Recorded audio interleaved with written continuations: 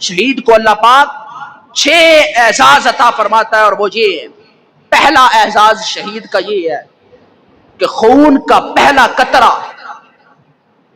گرنے سے پہلے پہلے اللہ اس کی بخشش فرما دیتا ہے۔ خون کا قطرہ زمین پر گرنے سے پہلے پہلے اللہ تعالی شہید کی بخشش فرما دیتا ہے، اس کی بخشش فرما دی جاتی ہے، اس کے سارے گناہوں کو مٹا دیا جاتا ہے۔ پہلا قطرہ ابھی زمین پر نہیں گرتا، اللہ تعالیٰ اس کے گناہوں کو مٹا دیتا ہے، اس کی بخشش فرما دیتا ہے، پہلا اعزاز۔ اسی طرح شہید کا دوسرا اعزاز یہ ہے، جب خون کا پہلا قطرہ زمین پر گرتا ہے تو اللہ پاک اس کی آنکھوں سے تمام حجابات کو ہٹا دیتا ہے، تمام پردے اس کی آنکھوں سے ہٹا دیے جاتے ہیں، اور وہ اس جنت میں اپنا مقام دیکھ لیتا ہے جس مقام پر شہید ہونے کے بعد اسے رکھا جائے گا۔ پہلا اعزاز کہ شہید کہ اس کا پہلا قطرہ خون کا زمین پر گرنے سے پہلے اسے گناہوں سے معاف کر دیا جاتا ہے۔ شہید کا دوسرا درجہ یہ ہے کہ ابھی وہ اس کی روح پرواز نہیں ہوتی، ابھی خون کا قطرہ زمین پر نہیں گرتا، اس کی آنکھوں سے پردے ہٹا دیے جاتے ہیں، وہ دنیا سے جانے سے پہلے ہی اپنی آنکھوں سے جنت کا نظارہ کر لیتا ہے۔ یہ دوسرا اعزاز ہے شہید کا۔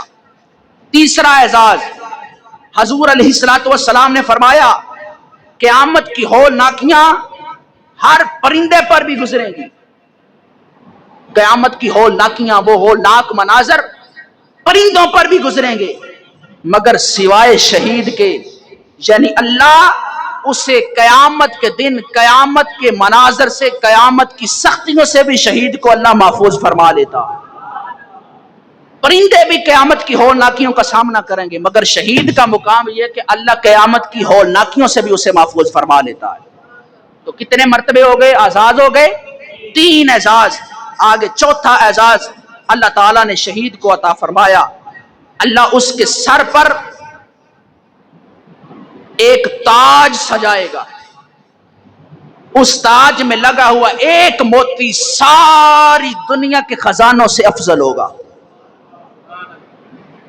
اس تاج میں لگا ہوا ایک موتی پوری کائنات کے خزانوں سے بہتر ہوگا، اور اللہ شہید کے سر پر جو تاج سجائے گا وہ ان حسین موتیوں اور جواہرات سے بھرا ہوا ہوگا۔ اللہ اس کے سر پر ایک تاج لگائے گا، اور اس تاج میں ایک موتی کی قیمت اس قدر ہے کہ کائنات کے سارے خزانے بھی دے دیے جائے تو وہ ایک موتی نہیں بن سکتا۔ اس قدر عالی شان کا تاج عطا کرتا، پھر اللہ عطا کرتا ہے۔ تو یہ کتنے اعزاز ہو گئے؟ 4۔ آگے 5واں اعزاز جو اللہ تعالیٰ نے شہید کو عطا کیا کہ میں اور آپ جب مر جاتے ہیں، قبر میں جاتے ہیں تو نکیرین تشریف لے آتے ہیں، سوالات کرتے ہیں، ان کے جوابات دینے پڑتے ہیں، بلکہ امام جب میت کو قبر میں اتارا جاتا ہے تو دعا کرتا ہے کہ اس سے قبر کے سوالات کے جواب میں آسانی پیدا فرما، کیونکہ وہ عام بندہ جب دنیا سے چلا جاتا ہے تو اسے نکیرین کے سوالوں کا جواب دینا پڑتا ہے۔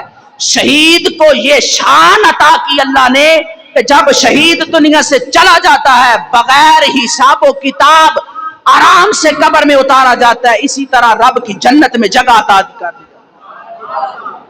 تو شہید سے قبر کے متعلق سوالات، قبر کا سوال نہیں پوچھا جاتا، اللہ اسے قبر کے عذاب سے محفوظ فرما لیتا۔ یہ ہے شہید کا اعزاز۔ آگے حضور صلی اللہ تعالی علیہ وسلم نے فرمایا شہید اپنے ساتھ ساتھ اپنے گھر والوں میں سے 70 بندوں کی شفاعت کرے گا۔